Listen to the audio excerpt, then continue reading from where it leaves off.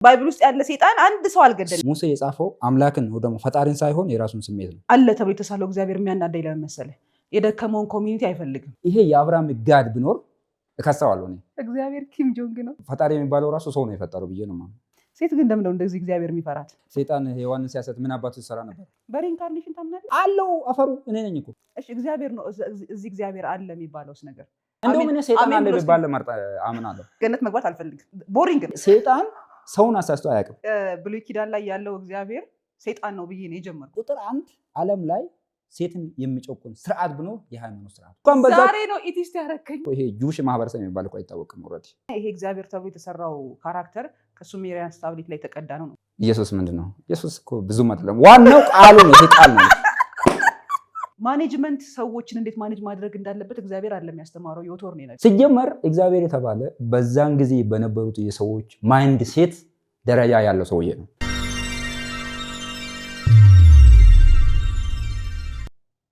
ኃጢአት ሰርተው ደስ አላለው። ኢየሱስ ለምንድን ነው የመጣው? አስደበሩት ለኃጢአተኞች እና እነዛ ለምን አጠፋ? ኢየሱስ መጥቶ ለማዳን አይደለም የሚመጣው? ለምን ያጠፋል ታዲያ? ቀድሞ ተናደደ። በቃ ቴምፐሩን ፈተኑት። አልቻለም። እየጠጣ ነው ማለት ነው። ምን ያናደደዋል? የራሱ አሁን እኔ የሰራሁት አሁን ይሄንን ፕላስቲክ እኔ ሰርቼው የሆነ ነገር ቢሆን ምን ያናደደኛል? በመጀመሪያ በራሱ አሁን ለምሳሌ ይሄ እኔ የሰራሁት አይደል? በራሴ ካላንቀሳቀስኩ አይንቀሳቀስ። ያለሱ የሆነ ምንም ነገር የለም። ራሱ ደግሞ መጽሐፍ ይላል ያለሱ የሆነ ምንም ነገር የለም። ስለዚህ ምን ያናደደዋል? የሚሰራውን ነገር አያውቅም ቀድሞ። ከባድ ነው ማለት ነው። አሁን ብሉይ ኪዳን ላይ ያለው እግዚአብሔር ሰይጣን ነው ብዬ ነው የጀመርኩት። ለምን ያ ግን ከሱ ውጪ ማን አለ? የጎደለው በቃ ኃላፊነት የጎደለው ከሱ ውጪ የትኛውን እግዚአብሔር ነው ታዲያ አለ የምትይው? ሰውን የፈጠረው አካል እሱ ነው የፈጠረኝ ብዬ ነው ያላምን። እኔ ግን ፈጣሪ የሚባለው ራሱ ሰው ነው የፈጠረው ብዬ ነው ማለት ነው። አሁን ለመገኘቴ የራሴ አስተዋጽኦ የለማ። የራስሽ አስተዋጽኦ የለም ማለት ደግሞ ፈጣሪ አለ ማለት አይደለም። አላቅም ማለት አይቀልሽም። የማታውቂውን ነገር አላቅም ማለት አይቀልሽም። እኮ አውቃለሁም አላቅምም አላልኩም። ስለዚህ አለ አትበያ። አለም አላልኩም እኮ። ለምሳሌ እኔ አሁን እግዚአብሔር አለ ለማለት ማየት ፈልጋለሁ። የለምም ለማለት አይቼ አለመኖሩን ማረጋገጥ ፈልጋለሁ። ግን የተጻፈው እንደሌለ እናውቃለን። ባይብሉ ላይ ያለው ከኦልድ ቴስትመንት እስከ አዲስ በመጀመሪያ ብሎ እንደው ምን ሰይጣን አለ ቢባል ለማርጣ አምናለሁ። ቀድሞ ሰይጣን አለ ተብዬ ብነገረኝ ማለት የሰይጣኑ ያሳመነኛል። እንደው ማለት መልካም ነው እስካሁን እስከማየው ጥፋቱ አይታየኝም። አሁን ሰይጣንን እኮ ስናስበው ባይብል ውስጥ ያለ ሰይጣን አንድ ሰው አልገደለም። ሲኦል ግን አሁን ባዶ ነው። ታውቃለች እንዴት እንደሆነ ልንገርሽ። በቀስሳው ነው የሚሞተው።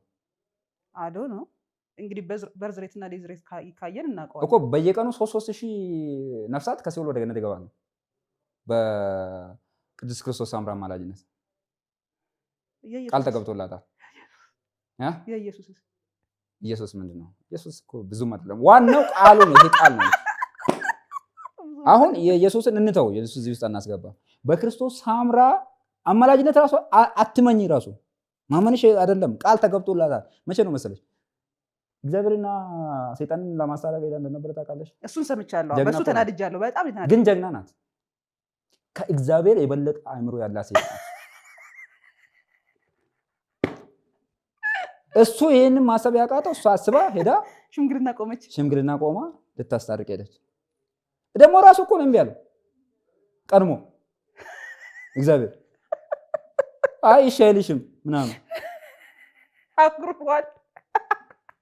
እና አሁን በዛን ሰዓት ነው ቃል የተገባላትና ከዛሬ በኋላ 3,000 ነፍሳት አስታረቀቻቸው። ግን አስታረቀቻቸው። እሱማ መቼ ሰማዋል ሰይጣን። እኔ ራሴ ዛሬ ሲኦልና ገነት ብኖር ሲኦል ነው የምገባው። ሰይጣን እግዚአብሔር ጋር ገነት አልገባም። በእርግጥ እኔም ገነት መግባት አልፈልግም። ቦሪንግ ባይ ዘ ወይ ሰይጣን እኮ የመጀመሪያ አልገዛ ባይ ጀግና ሰው እንደሆነ ታውቃለሽ? እንደ ባይብሉ በቃ ለምንድን ነው ታዲያ ለሱ እሺ የሚለው? የራሱ ግዛት አለው። ዓለም እንደፈለገ እሱን ራሱ ያሳስታል እኮ እግዚአብሔር ራሱ። አሁን በክርስትና ኢየሱስ አምላክ ነው። ባይ ዘ ወይ ሰይጣን ሰውን አሳስቶ አያውቅም በመጽሐፍ ቅዱስ። አምላክን ግን አሳስተዋል። አምላክን ፈትኗል፣ ተጫውቶበታል። እና ይሄንን የራሱ አቅም ያለው ሰው ለምንድን ነው እሺ ብሎ የምታረቀው? ቅድም እኮ ነግሬሻለሁ እኮ ፈርቶ ነው እንጂ ሸሽቶት ነው እንጂ እኮ ተሰውሮ ነው እንጂ ይሄን እኮ አሸንፎት ነበር እኮ። አሁንም ደግሞ ተስፋ አላቸው በመጨረሻ አርማጌዶን የሚባል ጦርነት አለ። ይደፋዋል። እዛ ላይማ ሳይንቲስቶች ይሄ በጣም ኒውክሌር ቦምብ እንትን የሚሉ ሰዎች እዛ ሰይጣን ጋር ስለሚገቡ ይሸነፋል። ያኔም እኮ አልቻለም ታዲያ ግጥም አድርጎ ነው ደግሞ ሴፍ እረፍት ስጠኝ ትንሽ ልረፍ ልቤ እንደከመኝ ሴፍ ምን ይሰራል? ቆይ ሴፍ ምን ይሰራል? ባይ ዘ ወይ ግን መጽሐፍ ቅዱስ በዚህ ዘመን ቢጻፍ ኖሮ ያ ሚካኤል ድሮን ታጥቆ ነበር እንደሚባል ታውቃለሽ? ድሮን ነበር የሚታጠቀው። ያውም ይሄ በድምፅ እንትን የሚለው አለ ምንድነው ስሙ? ይሄ ድምፅ የሚያወጣው እንትና መትረየስ ሚካኤል መትረየስ ይዞ ነበር ይባላል እንጂ ሰይፍ አይዝም። ሴፍ በጊዜ ከነበረ የሰው ልጆች ሐሳብ የሰው ልጆች ኑሮ ላይ እኮ ነው ተወስዶ የተጻፈው። ለዛ ነው ውሸት ነው የምልሽ ያንዳንዱ ነገር እና በእንትና ስለዚህ እኮ ሚካኤልን ይበልጠዋለሁ ማለት ነው። ድሮን አለኝ አሁን ባለው የካሜራ ድሮን አለኝ ያልኩሽ አለው። አሁን አርማጌዶን የሚባል ጦርነት ላይ ሰይጣን ያሸንፋል። ለምን መሰለሽ? አሁን በእነሱ በጻፉት ሰይጣንም እነ ሚካኤል ምናምን ጎራዴ ዞር ይሄኛው ድሮን ይዞ ነው የሚመጣው። ይሄኛው ደግሞ ከሱ ጋር የሆኑ ሳይንቲስቶች አሉ፣ ኢንጂነሮች በጣም ብዙ ሰዎች ስላሉ መሰረት አጥቆ ነው የሚሄዱት። ከየት መጥቶ ነው የሚሰውታው? ያንንም እንኳን በዛ ዛሬ ነው ኢቲስት ያረከኝ። ያንንም እንኳን ያኔ በዛ ዘመን እኮ 10 እጅ ብቻ ይዞ እኮ ያ አሸነፈ። የዛኔ ካሸነፈ አሁን ኦፍ ኮርስ ሳይጀመር ነው የሚያልቀው። ሸሽቶ እኮ ነው ያመለጠው። ስለዚህ አሁን በዚህ ዘመን መጨረሻ እንዴት አድርጎ ነው የሚያሸንፈው? አይ ሳይጀመር ነው ይዛበቅ የሚያልቀው። ገና እነሱ ጎራዴ ይዘው ሲመጡ ይሄ በድሮን ነው የሚመጣው፣ ሳይጀመር ያልቃል። ግልጽ እኮ ነው። ደግሞ እኔ እንትና ላይ የእንትና ታሪክ ቋንቋ የተደበላለቀ የተባለው ታውቃለሽ? ያ የባቢሎን ጊዜ ፈሪ ነው። እኔ አሁን ኦልድ ቴስትመንት ላይ ያለ የብሉይ ኪዳኑ እግዚአብሔር ላይ ዲሰቢሊቲ አያለው። በጣም ከብዙ ሰዎች የሚያጋጨኝ በጣም ዲሰብል ነው ቴምፐሩ። ይሄ ምንድነው ሲናደድ ኮንትሮል ማድረግ አይችልም። እልሁን ሰው ላይ ነው የሚወጣው። ኪም ጆንግ ነው ይሄ የኮሪያው ኪም ጆንግ ነው የኮሪያው የሰሜን ኮሪያው እንትን ነው። እንደዛ ከሆነ ምኑን እግዚአብሔር ነው ታዲያ? አሁን እኮ እሱ የሚነካኝ ሰው ብቻ አናግረኝ እና እንደዛ እኮ ነው። ይሄኛው ኪም ጆንግ ነው። እግዚአብሔር ኪም ጆንግ ነው። አዎ እንደውም ኪም ጆንግ ከሱ አይሻልም ብለሽ ቢያንስ ሳይነኩት አይነካም ነው። እስካሁን አልነካም። ከመሬት ተነስቶ እኮ ያጠፋል። ገና ፈርቶ እንግዲህ ሰዎቹ ግንባታ እየገነቡ ነው። እንግዲህ ስንት ገንብቶ ይችላሉ የሚል ስጋት በዛ ዘመን ጡብ ደረደሩ አለ። ተናደደ። ቡርጅ ከሊፋ አይታየውም? አይኔ የለውም? ምን ሆኖ ነው? አይ ከቡርጅ ያልፈው ነበር ማለት ደግሞ። እሺ አይ ይለፉ። እኔ በጣም ቋንቋ ከመቀያየር ይኸውልሽ ይሄዱ አይደለም ፀሐዩ እንኳን እንደማልፎ ያውቃል። ለምን አይተዋቸው? ሲቀልጡ ለምን አያይም ነበር? የሆነ ፈሪ ነገር ነው ሲጀመር። ገና የማውቀውን ነገር ይፈራል። ገና ይገሉኛል ብሎ ሜቢ ወይ እንትን ሰይጣን ከነሱ ጋር ነበር መሰለኝ። ለዛ ነው የፈራው። ያኔ አስፈራርቶ ስለነበረ ሳጥናኤል። ስለዚህ ይሄን እውቀት ሰጣቸው እሱ ሊሆን ይችላል የሚል ስጋት ይኖራል። አዎ ማለት ከነሱም ጋር ሊሆን ይችላልና አንድ ላይ ያጠፉኛል ብሎ አስቡ። አፍተር ኦል ስለዚህ እግዚአብሔር እየፈራ ያለው ሰውን ሳይሆን ሰይጣን ነው። ጠፍቶ ሊሆን ይችላል የሚታወቀው። እስካሁን ይኖራል ወይስ ታስባለህ? እስካሁን ላይኖርም ይችላል። ቢኖር ደግሞ ዝም አይልም። እንደ መጽሐፉ እንደተጻፈ ገና ስሙ ስጠሪ አይደለ እንደ ሮጦ የሆነ ነገር። በእርግጥ አሁን አክቲቭ መሆን ነበረበት። የለም አሁን ይሄኔ ሞቶ ነው። እኔ እኮ ፈጥሮ ረስቶናል ብዬ አስባለሁ። ግራም ይገባኝ። ምን ይረሳል ደግሞ አንድ ላይ ከሚመታ በዚህ በአንደኛ ክፍለ ዘመን እኛ ስናይፐር ሰርተን አይደለም ሰውን አንድ ለይተን መምታት እንችላለን። አንድ ሰው አጠፋ ብሎ አንድ ላይ ከሚጨፈጭፍ እንደዛ መምታት አይችልም እንዴ? ይችል ነበር። አይችልም ግን መሳሪያው የለውም። አይችልም። ሲጀመር እግዚአብሔር የተባለ በዛን ጊዜ በነበሩት የሰዎች ማይንድ ሴት ደረጃ ያለው ሰውዬ ነው። ከነሱ ቢሆን አሪፍ እነሱን ትንሽ በለጥሚ እንትን የሚያደርግ ማኔጅ የሚያደርግ ነገር ምናምን ነው እንጂ የሆነ ኦልናውን ግን ሁሉን አዋቂ ሆነ የነበረው ያለ ምናምን አይደለም። ስለዚህ ከታሪክ አንጻር ዝም ብለን ስናይ ይሄ እግዚአብሔር ተብሎ የተሰራው ካራክተር ከሱሜሪያን ስታብሊት ላይ ተቀዳ ነው። ያው ይሄ ኦል እንትን አብራሚክ ሪሊጅን ኦል ኩረጃ ነው። ከግብጽ ሚቶሎጂ፣ ከሱሜሪያ ሚቶሎጂ እና ከግሪክ ሚቶሎጂ ፕላስ ደግሞ ከህንድ ሚቶሎጂ የተኮረጁ ናቸው። እነሱ እንዴት ቀድመው እንደዚህ አይነት የቀደመ ስልጣኔ ላይ ነበሩ። ለዛ ነው ከአሁን መጽሐፍ ቅዱስ ውሸት ነው የሚልበት ደረጃ አንደኛ መጽሐፍ ቅዱስ 6000 ወር 7000 ዓመት ምናምን አካባቢ ነው። አይ አይደለም ዝም ብሎ ታሪኩን ወደዛ አርዝሞት ቁጥሩና ተልቆት ነው እንጂ አዳም ሲፈጠር ምናምን ብለው ወደዛ አርዝሞት ነው። ፍጥረት ነው አልኩሽ። በፍጥረት ሰማይና ምድር 7500 ምናምን አካባቢ አይደርስም። 8ኛው ሺህ የተባለ 8ኛ ሺህ በተለምዶ ነው የሚሉት፣ ግን 7000 ምናምን አካባቢ ነው። እሺ ግን የሰው ልጅ በሳይንሱ ዓለም አሁን እንግዲህ በጣም እድሜ ጠገም ነው። ስለዚህ የሰው ልጅ መጀመሪያ ከጫካ ወደ ሶሻል ኮንስትራክሽን ሲመጣ አብሮ መኖር ሲጀምር ግብርና ነው ጀመረ። ከግብርና ደግሞ የእጅ ሙያ የተለያየ እንትን እያለ ነው የመጣ ነው። ዲቨሎፕ የሆነ ነው የመጣ፣ ኢንቮልቭ እያደረገ ነው የመጣ። ሶ አንዳንዴ ያለሽበት ሲቹዌሽን ቀድመሽ የሆነ እንትኖች እንዲኖርሽ ያደርጋል፣ የሆነ እውቀቶች እንዲኖርሽ እና ስለዚህ እነዚህ እነ ሶማሊያ እነ ግብፅ እንትን አብዛኛው ኦርደር ማጆሪቲ ማህበረሰብ የነበረ አካባቢ ነው። አሁን እኮ አብዛኛው ይሄ አሜሪካ ምናምን የሚባል አብዛኛው ከጊዜ በኋላ ነው ሰው እየተለጠጠ የሄደው እንጂ ሞር ነበሩ የሚባሉ እነዚህ ነው። አብዛኛው ደግሞ ኩሽ ይሄ አፍሪካው እንትን ላንድ አሁን አፍሪካ የምትባለው ላንድ ማለት ነው። ይሄ ከዚህ ነው የምነሳው። ስለዚህ ተያይዞ ነው ያለ ይሄኛው እስከ ሱሜሪያ እስከ ግሪክ ምናምን እና በዛ አንጻር ነው ቀድሞ መንቃት የቻሉት። እና ይሄ አሁን ዛሬ እስራኤል የምትባል እኮ ይሄ ጁሽ ማህበረሰብ የሚባል እኮ አይታወቅም። ኦልሬዲ የጁሽ ማህበረሰብ የሚባል አይታወቅም። አይ ጁሽ ኮሚኒቲ የሚባለው አሁን ነጩ ሳይሆን ጥቁሩ ኮሚኒቲ ራሱ ሙሉ አፍሪካ ናት የሚሉ አንዳንድ ሲጀመር ከዚሁ ነው። ጥቁርና ነበሩ ሲጀመር በጊዜው ኦፍ ኮርስ ልጆቹን አሁን ዝም ብለህ ባይብሊካል እንኳን ስታየው ያው ሄሪቴጃቸውን ስታየው እኮ ሰዎቹ ጥቁሮች ነበሩ። ግን እሱ እንኳን ያው እኮ ዓለም በሙሉ ጥቁር ነው። ቅድም አውርተናል። ዓለም በሙሉ ጥቁር ነው። ጥቁሮች ነው። ሆሞ ሳፒያንስ ነው።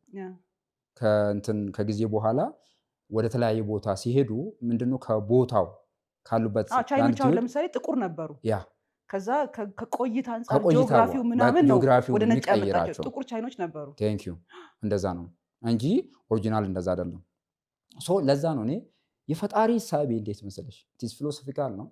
ስለዚህ የሰው ልጅ በእንትን ውስጥ ሲኖር ከጊዜ ወደ ጊዜ አንድ ነገሮች ዲቨሎፕ እያደረገ ይመጣል በሀሳብ ደረጃ ኮንሰፕት ደረጃ እና የፍልስፍና ሀሳብ ነው እንጂ ፈጣሪ በተፈጥሮ ባይተሰልፍ የሚኖር ነገር አይደለም። አይ ቢኖርም ደግሞ አለ ብንል እኔ አሁን ይሄ አለ ተብሎ የተሳለው እግዚአብሔር የሚያናደኝ ለምን መሰለህ? የደከመውን ኮሚኒቲ አይፈልግም። የሆነ ጠንክሮ በራሱ የቆመው ጋር ነው ሄዶ የሚለቀቀው። እኔ አሁን እኮ ቢኖርም የሚል ሀሳብ አልወስድም። እኔ አለ ብያለሁ። ለምሳሌ ባይብሊካል ስንነሳ እኛ እኮ አለ እየተባልን ተምረን ያደግነው አለ የተባለው ያን እግዚአብሔር ራሱ ባለነት ውስጥ ስትፈትነው ከድሃ ጋር ቆሞ አያውቅም፣ ከደከመው ጋር ቆሞ አያውቅም። የሆነ ስትሮንግ ከሆነው ኮሚኒቲ ጋር ከሚያሸንፈው ጋር ነው። ግን ደካሞች የሰሩት አይመስልሽም? ፈጣሪው የደካሞች ነው መጀመሪያ ደረጃ እንጂ የኃይለኞች አይደለም። አሁን እውነተኛው እግዚአብሔር አሁን ይሄ እግዚአብሔር የሚባለው አካል ራሱ አለ ቢባል እና ቢመጣ እኔ እንኳን ነገርኩህ አለም ብዬ አልረግጥም የለምም አልልም። ምክንያቱም በህይወቴ ውስጥ እንደዚህ ኤክሰርሳይዝ አድርጌ ቼክ ማድረግ የምፈልገው ነገር አለ። በህይወት እኮ የሆነ ነገር ጸልየክ ምናምን ሚራክል ሀፕን ሊያደርግ ይችላል። ያ ግን የእግዚአብሔር መመዘኛ አይደለም።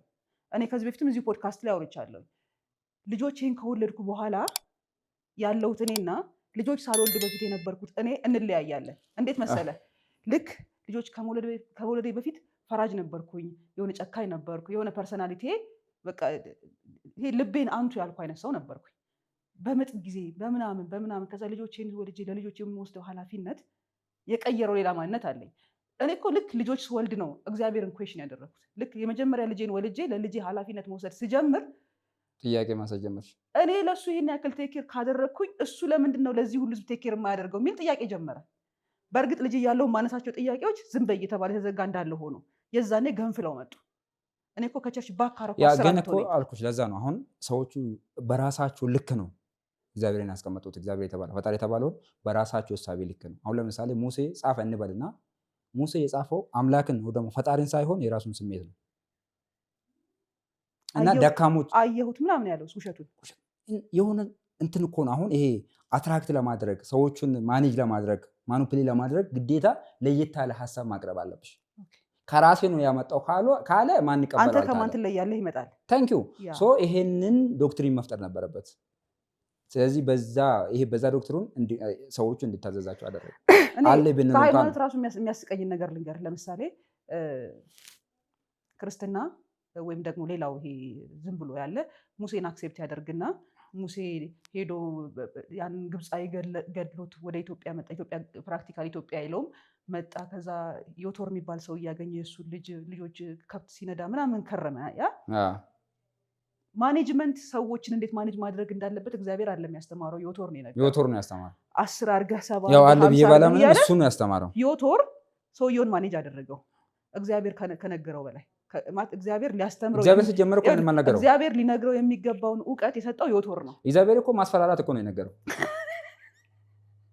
የማኔጅመንት ሲስተም ሳይሆን ማስፈራራት። እንደዚህ የማደርጉትን ሰመተ ግደል፣ እንትን የሚያደርጉትን ግደል፣ የማመልኩኝን ግደል፣ የምሳደቡኝ ግደል። ህዝቤ እኔ ብያለሁ ከዚህ በፊት የሰፈር የግሩፕ ጸብ ነው የጀመሩት። እግዚአብሔር ሙሴና አሮን ሆነው ፈርዖን ከሚባል ሰውዬ ጋር የግሩፑን ጸብ የጠራው እግዚአብሔር ደግሞ አልተገኘም። እንደዚህ በልልኝ ነው የሚለው። በሲና ተራራ ላይ እኮ ትእዛዝ ሰጥቶ 10ን ትእዛዝ ሰጥቶ አትግደል የሚል ትእዛዝ እግዚአብሔር ሰጠውና ሙሴ ከዛ ሲወርድ 3000 ህዝብ ነው የገደለው። በራሱ ከኔ ውጪ ሌላ አምላክ አምልኳል አትግደል ብሎ ራሱ መጥቶ ደግሞ ሳይቆይ እኮ ነው። ቢቆይስ ምን አለበት? ከዛ እንደወረደ ግደላል። ከራሱ እንኳን የራሱን ሐሳብ እንኳን ማክበር ያቃተ እኮ ነው ሰው። ለራሱ የገባውን ቃል እንኳን ማክበር አይችልም። አይ እግዚአብሔር እንዴ ይቻላል። በጣም አላበኝ በእናትህ ይሄ ነገር ሳወራ ትንሽ ስሜት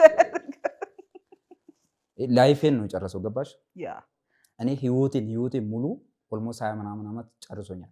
ምን ነበር የምጸልየው? በቃ ፍቅርህን ውስጥ ልቤን እንደውም አደንድን ነው አልኩ። በቃ በአንተ ፍቅር በቃ ሌላ ነገር እንዳላስበው አድርገኛል። ውስጤ ሁሌ ኩዌሽን ነው ይጠይቃል። ሲጸልዩ እንኳን ይጠይቃል ውስጤ ምን እያለክ ነው? ለማን እየጸለይክ? ለማን ነው የምጸልየው? የተጻፈውን ነው የማነበው። ምንድን ነው ይሄ ነገር ይለኛልና ይሄን ነገር እንድሸነፍልኝ ነበር። የሆነ ጊዜ ላስታውስሽና ደብረ ብርሃን የሆነ ድርጅት ውስጥ ነው እየሰራው ነውና አብረን ሄደን ጸልየን ምናምን መጣን። ከዛ እንደተመለስን አንዱ መኪና ገዛ በሁለት ሳምንት። ከዛ አሾፈብኝ። ምን ብለህ ነበር ስትጸልይ ነበር? ሰው ጸሎት የሚያደርገው መኪና ስጠኝ ቤት ስጠኝ ብሎ ነው እንዴ ለካ አልኩት። ይሄን አቅም እንደሱ አልኩት። ምን እንደሚያስፈልገው ለሰው እኔ የምጠይቀው ፍቅር ነው፣ የሱን የአምላክን ፍቅር። ሱባኤ ሲገባ የሱን ነበር እኔ ስፈልግ ነበር፣ የሱን ፍቅር ነበር እንጂ ጭራሽ ለማቴሪያል አንድ ቀን ጸልዬ አላውቅም። ጭራሽ ማለት ነው። እና እድሜ ልኬን ነው የጨረሰው፣ ህይወትን ነው የጨረሰው። እኔ በቀላሉ አለቅም። አይዞህ በቀላሉ ማለት ሂሳብ እንወራረዳለን ከሱ ጋር ሲሪየስሊ። አሁን አንዳንዱ ቢመጣ የለም ካልክ እንዴት ሂሳብ ታወራረዳለህ? በገዛ እጅህ ባከንክ ነው የሚልህ መጥቶ የለም ብኖር እንወራረድ ባይዘው።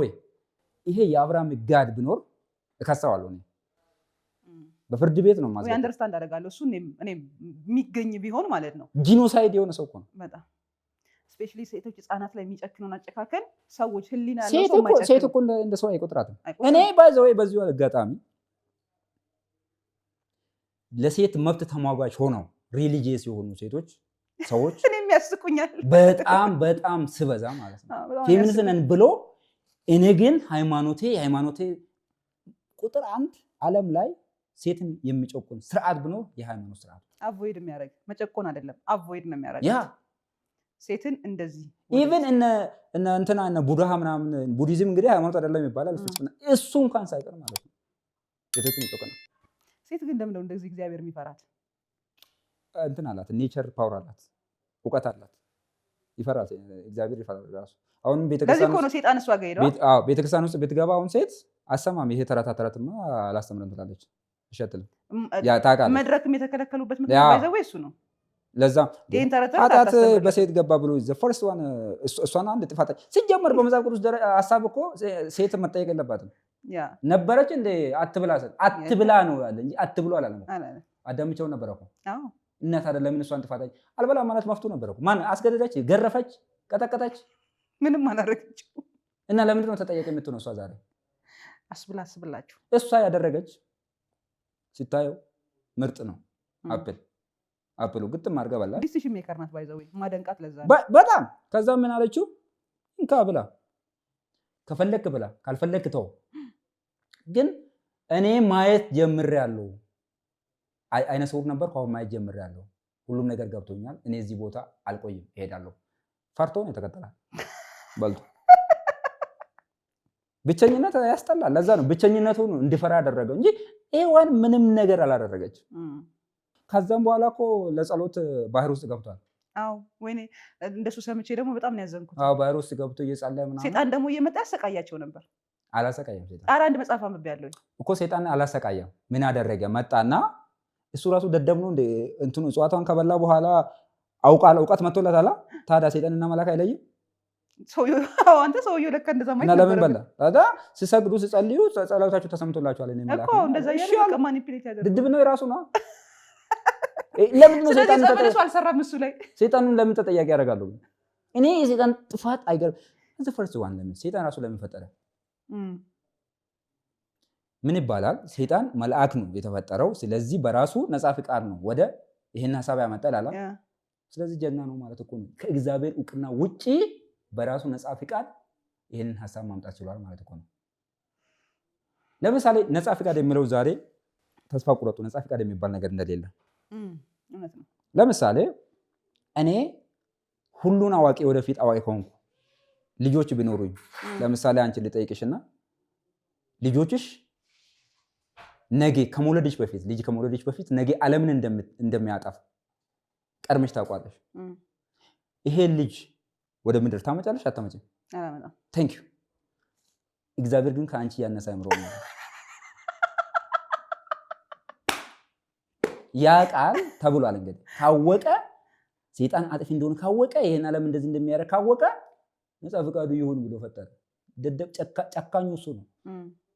ጨካኙ። ስለዚህ ይሄኛው ትክክል ነው ያደረገው። ኔቸሩን ነው የኖረው። ሴጣን ማለት ኔቸሩ ነው፣ ተፈጥሮ ነው የኖረው። ደግሞ እንደዛም ሆኖ እኮ መቼ ያጠፋ?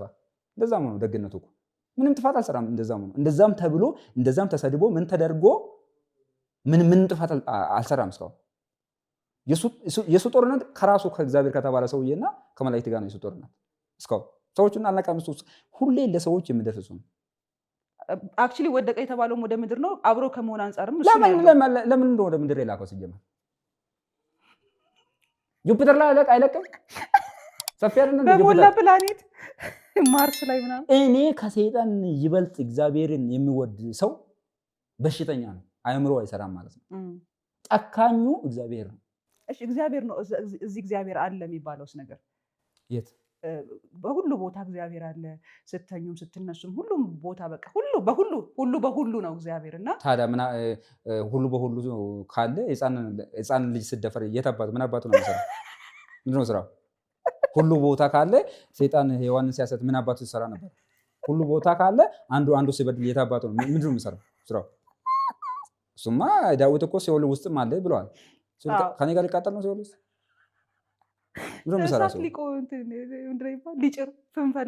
እሳት ሊጭር ሲጀመር ለቤተ መቅደሱ ነፍስ የሱስ ትንፋስ ናታ። ያ ሲነገረ ነው እንደው እሺ አለ ልበልስ ሊበንልሽ እና ዛሬ ነፍሱ ከሱ ነው ከሱ እንስፋ ነው የተሰራች የኛ ነፍስ። ስጋችን አፈር ነው። ስለዚህ ወደ እሱ የምትሄደው ነፍስ ናታ። ነፍስ ማለት የሱስ ትንፋሳ። ታዲያ የራሱን ትንፋስ እኮ ነው የሚያቃጥለው። ምን አገባኝ? ያገባኛል። ያ ማለት እኮ አንድ ሰው ገንዘብ አበድሮች ለአንቺ ከዛ ገንዘቡን ወስዶ እሳት ውስጥ ምን አገባኝ? ከኔ ህይወት ጋር እኮ አይገናኝም። የማይመለከተኝ ጉዳይ እኮ ነው የሚጨናነቀው። ሁሉም ነገር ራሱ ነው እየሰራለው። የሚያቃጥለው ራሱን ነው የሚያቃጥለው። ገነት የሚያስገባውን ራሱን ነው የሚያስገባው።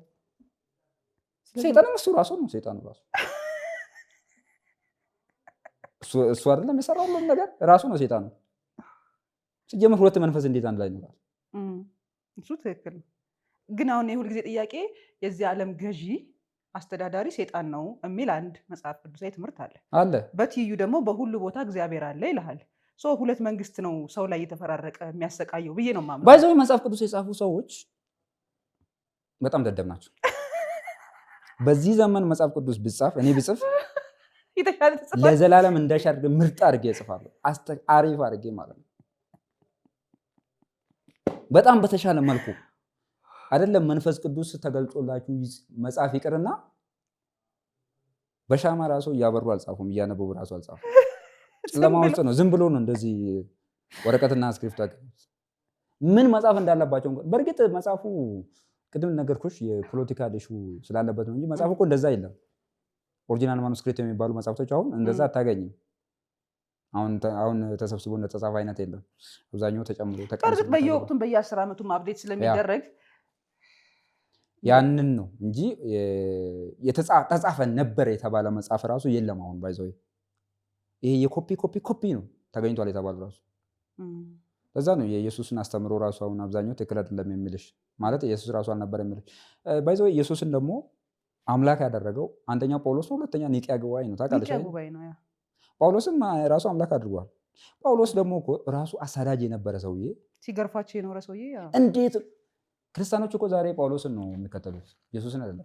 አያውቁትም ኢየሱስን እኮ ጭራሽ አብዛኛው ክርስቲያን። እኔ የፈለገ ያክል ጳውሎስ ደግሞ ሰይጣኑ ላይ ላገብኛል ብሎ ከሰይጣኑ እንዳልታበይ ደግሞ እኮ ሞኝም ነው። ሞኝነት እግዚአብሔር እንዴት ነው ግን እግዚአብሔር እንደዛ የጻፉት ግን እግዚአብሔር ሞኝ ምናምን ተብሎ አላውቅም እንጃ ማለት ለዛ ነው አልኩሽ። ቢያንስ አሁን በዚህ ዘመን መስተካከል ነበረባቸው። ቢያንስ እነዚህ ሲጠጡ አሁንማ እኮ ግራ ገብቷል። አሁን በተለይ ሳይንሱን በዚህ ሲመጣባቸው አንዳንድ ምን እንደሚያደርጉ ታውቃለሽ? ሃይማኖታውን ማምለጫ የሚያጣበት ወቅት ይመስለኛል። አሁን ምን እያደረጉ ነው መሰለሽ? ከሳይንሱ ጋራ ለመታረቅ እየሞከሩ ነው። አሁን ለምሳሌ ስነ ፍጥረት እኮ ስነ ፍጥረት ተብሎ ተጻፈ እንጂ እኮ እድሜው አይታወቅም፣ በቢሊየን ሊሆን ይችላል። ውሸት ነው። በ6 ቀን ነው የጨረሰው እንደ መጽሐፉ። ለምን ለምሳሌ በእግዚአብሔር አንድ ቀን በሰው 1000 ዓመት ነው መጽሐፍ ቅዱሱ ቀናቶች የተጻፉት። በእግዚአብሔር ነው በሰው ነው አይታወቅም። በሰው ነው። ይሄ ላረጋግጥልሽ። አረጋግጥልኝ። አንድ ጥሩ ጥያቄ እንትመልስልኛል። ለምሳሌ የኖህ ጊዜ ዝናብ ስንት ቀን ነው የቆየው? 40 ቀን። በሰው ስንት ነው? በእግዚአብሔር ከተጻፈ በሰው ስንት ነው? 40,000 ዓመት። ውሸት ነው ማለት። ስለዚህ በሰው ነው የጻፈው። እንትና ማነው በአሳ ነባሪ ውስጥ የቆየው 3 ቀን ዮናስ 3 ቀን በእግዚአብሔር ቢሆን 3 ቀን በእኛ 3000 ነበር አምነው። ስለዚህ በሰው ነው የተጻፈው። ኢየሱስ 3 ቀን ነው አይደለም መቃብር ያደረ ያው እሱ ውሸት ነው ይሁንና 3 ቀን ነው አይደለም 3000 ዓመት ሊሆን እኮ ነው ታዲያ እኮ ገና አልተነሳም ማለት ነው። እንደዛ ቢሆን አየሽ፣ ለዛ ነው በሰው ነው የተጻፈው። ሌላው እስራኤላውያን ከግብፅ ወጥቶ 40 ዓመት ነው የፈጀባቸው። በሚሊየን ነው እንግዲህ በሰው ወደ ሰው 1.1 ሚሊየን ዓመት ማለት ነው። ስለዚህ በሰው ነው የተጻፈው መጽሐፉ። እኔ እንደው ሁሌ ምናልባት ይሄ 6 ቀን የእግዚአብሔር 6 ቀን ቢሆንስ የሚል አይደለም። እሱን አሁን ፈታው 6 ቀን ነው በቃ የሰው 6 ቀን ነው የተጻፈው። ስለዚህ የሆነ ሰውዬ ነው ቁጭ የጻፈው እባክህ። እናታ ግልጽ እኮ ነው። ቅድም ነግሬሻለሁ። ሲጀመር አፈጣጠር ራሱ እኮ ግራ ገብቶታል። ምን መጀመሪያ ምን መፈጠር እንዳለበት ራሱ አይተን እንጂ ነው መጀመሪያ ሰው ነበር የሚፈጥረው። ብርሃንን እኮ ሮብ ነው የፈጠረው። አዎ። እና ታዲያ እንዴት ነው 3ኛ ቀን እንዴት ነው ታዲያ መጀመሪያ ቀንም ሆነ ማታ ይላል፣ ነጋም መሸም ይላል። ኬት አምጥቶ ነው ምኑ ነው የሚነገ ምኑ ነው የሚመሸው? ፀሐይ በሌለበት ጨረቃ በሌለበት ደግሞ አክሰማሮት ብታነቢባ ጭራሽ ቀባ ይላል። ይኸው እንትኗን ፀሐይዋን እንደዚህ አድርጎ ከእንትን ብርሃን እንደዚህ ይቀባና ለመላእክት ያሳያል። ከዛ መላእክቶች ይፈራሉ። አረችማ ታቃጥል ለእናንተ ያቃጠለችማ ለሰዎች ትንሽ ይቀንሳል ይላል በእጁ እየቀባ። አክሲማሮት ያልከውን ፈልጋለሁ እኔ ካንተ ብዙ መጽሐፍ። ከዛ ደግሞ በመስኮት ነው የምትገባ ይላል። እዛ ላይ በመስኮት ከፍታ ቤት አላት። የፀሐይ መኖሪያ ቤት አለ፣ መስኮት አለው። መስኮት ውስጥ ነው የምትገባው። በመስኮት ትገባለች ይላል። ውሃ ጾታ እንዳለው ታውቃለች? ከጠፈር በላይ ውሃ አለ። እሱ ወንድ ነው። ከምድር በታች ያለ ውሃ ሴት ናት። አዎ ይሄን ፌሚኒስቶች መስማት አለባቸው። የበታች ተጫወት ማለት በዛ በድድብና አእምሯቸው እኮ ተጫወቱበት። ይሄ ማህበረሰብ አሁን በዚህ በ21ኛ ክፍለ ዘመን ይሄንን አሜን ብሎ የሚቀበል እኔ እሱ ነው ጥያቄ። አትሊስት ሰው እንዴት ነው ሳይጠይቅ ይሞታል? በቃ ይኸውልሽ እኔ የእግዚአብሔር እሳቤ የጆሮ ቆራጭ እሳቤ ነው። የስ አባባ ፖሊሱ ይመጣልሃል፣ ጆሮ ቆራጩን እንጠራልሃለሁ። ያ ስለዚህ አሁንም የአፍሪካ ህዝብ አብዛኛው ማህበረሰብ በጆሮ ቆራጭ እሳቤ ውስጥ ነው ያለው። አልናቀ እውነትና እኔ እግዚአብሔር አለ ብዬ ካመንኩ ጆሮ ቆራጭ አለ። ሲሪየስሊ አለ፣ ጆሮ ቆራጭ አለ። ጆሮ ቆራጭ እንዳይለያወቅ ነው ስናድግ ነው። ስለዚህ አሁን አላደግንም። ለዛ ነው አይሽ ሃይማኖት ውስጥ ያለው እግዚአብሔር አለ የምንለው ስላላደግን ነው። ሃይማኖት ውስጥ ያለው እግዚአብሔር የለም 100% የለም። እኔም ብያለሁ። ባይ ዘ ወይ ነው ኦፊሻሊ ተናገረ። ያው ሌላውን አናውቅም። ለምን መሰለሽ አናውቅም ያልኩሽ? እኛ ከዩኒቨርስ ምን ያህሉን ነው የምናውቀው? ምንም ያክል አናውቅም። በጣም ትንሽ ናት የምናውቀው። እኔ እናንተ የማናውቀው ሳይንቲስቶች የሚያውቁት ብዙ ነገር አለ። እነሱ ራሱ ገና ያላወቁት ነፍ ነገር አለ።